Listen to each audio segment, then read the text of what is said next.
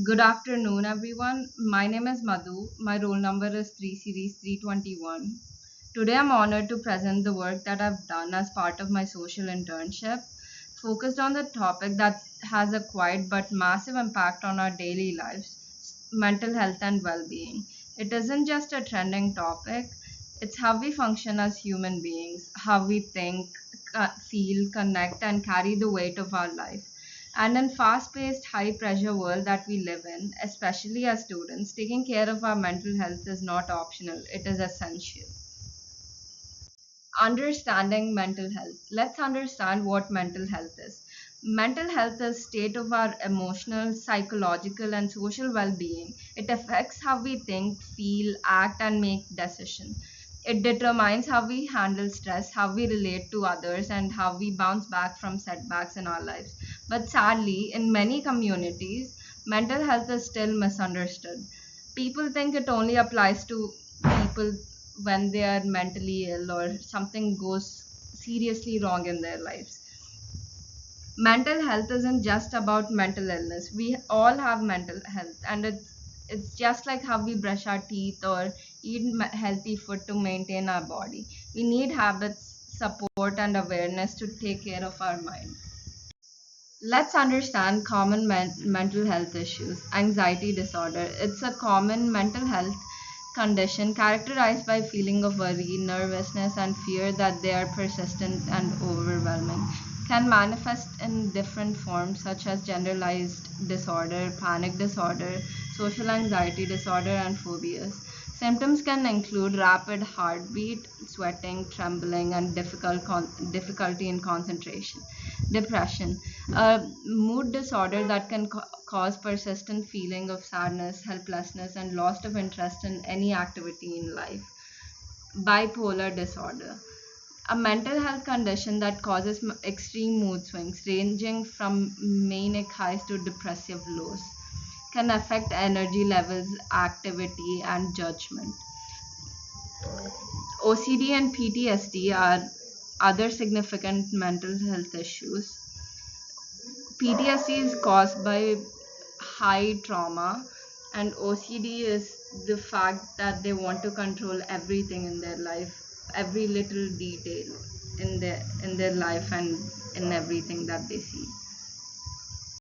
Let's understand mental health causes, biological factors. Mental health issues are sometimes affected by genes and brain chemistry imbalances, which can affect mood and behavior. Environmental influences. Factors like living conditions, social status, and access to care can significantly impact the mental health and well being. Psychological elements, cognitive patterns, and emotional responses developed through life and experiences can play a crucial role in mental health disorders. Diverse symptoms. Symptoms of mental health problems can manifest as changes in mood, behavior, or cognitive functions affecting daily life. Risk factors, stressful events. Risk factors, stressful events, trauma, and family history can increase the likelihood of experiencing mental health issues. Early detection, recognizing the signs of mental issues early on can lead to timely intervention and effective treatment options. Coping tips for mental health: regular exercise. Engaging in consistent exercising can significantly boost mood and decrease levels of anxiety, contributing to overall mental health. Mindfulness and meditation. Practicing mindfulness and meditation techniques can enhance emotional regulation and promote sense of calm in daily life. Balanced routine. Establishing a structured routine encourages stability and enhances the mental health well-being, making it easier to navigate challenges. Hobbies and social activities. Participating in enjoyable hobbies and maintaining social connections are vital part of supporting mental health and reducing stress.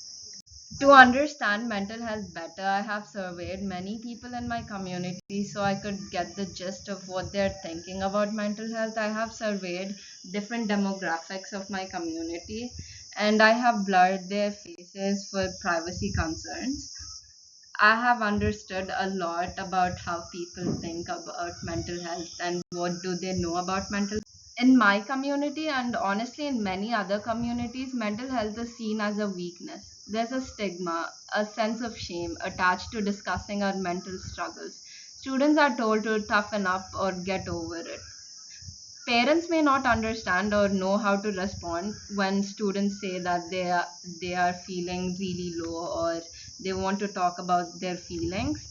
Many friends may not even know what to say. The silence is dangerous. Because of this mindset, students facing stress, anxiety, depression, or burnout don't get help. They don't have the language to express what they are going through. They feel alone, misunderstood, or worse, like they have something wrong with them.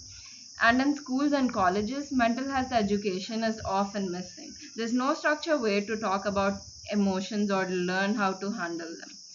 The silence creates emotional imbalances, emotional isolation, and people suffer in private, sometimes for years. Not only with students, but many adults suffer with them. They're ashamed to talk about their feelings.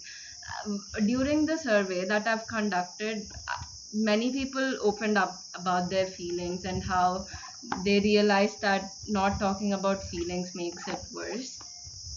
So I've tried to create solutions for these problems. The solution I've created. I knew something had to change and fast, so I decided to take action. I designed um I designed and organized mental health workshops in my community centers.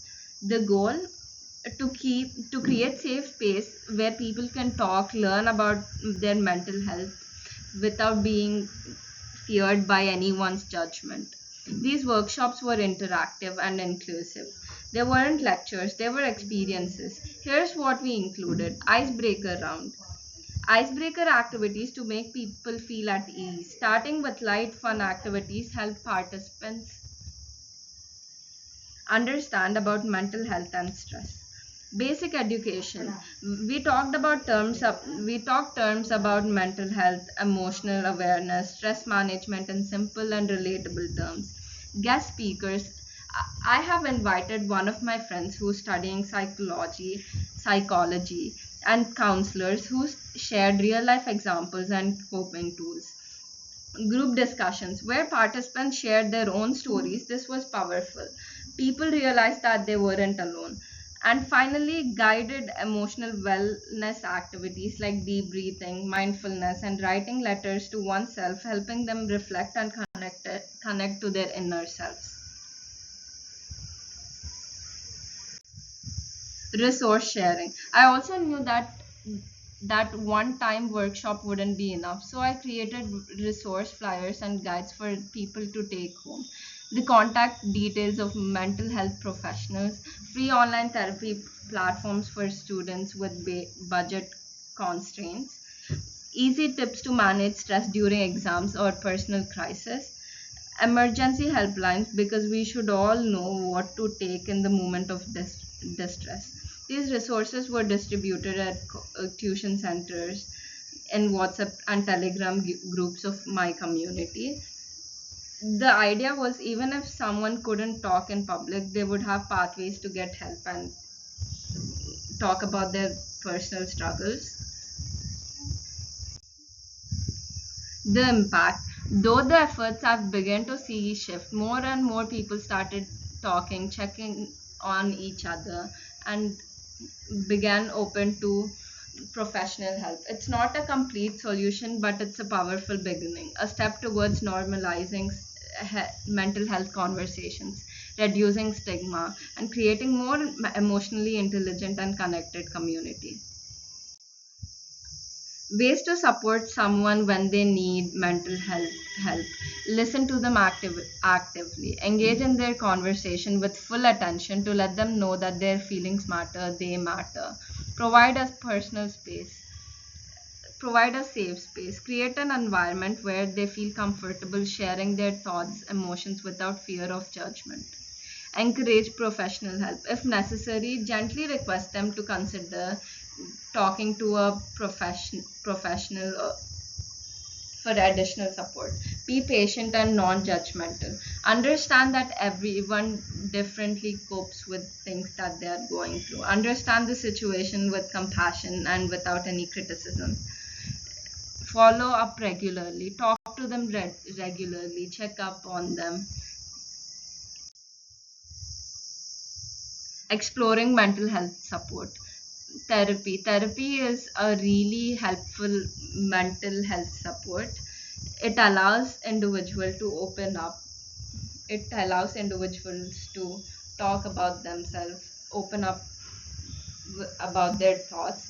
Medication can be an effective treatment for many mental health conditions. It's important to consult with healthcare providers for personalized options. Support groups provide a community where individuals can share their experiences and coping strategies, fostering a sense of belonging and understanding. Hotlines offer immediate assistance and can connect individuals with professionals who can provide guidance and support in crisis situations. Counseling centers offer a range of services including individual therapy, group sessions, and workshops focused on mental health and education. Online platforms have become essential for accessing mental health resources, offering teletherapy and support communities at click of a button. Open discussions. Encouraging open discussions about mental health reduces stigma and increases awareness, making it easier for individuals to seek help. Advocacy for awareness. Leaders and organizations play a vital role in advocating for mental health awareness. Thank you for listening to my presentation about mental health. I would like to thank everyone that contributed to help me understand about mental health better. Always check up on people. Thank you.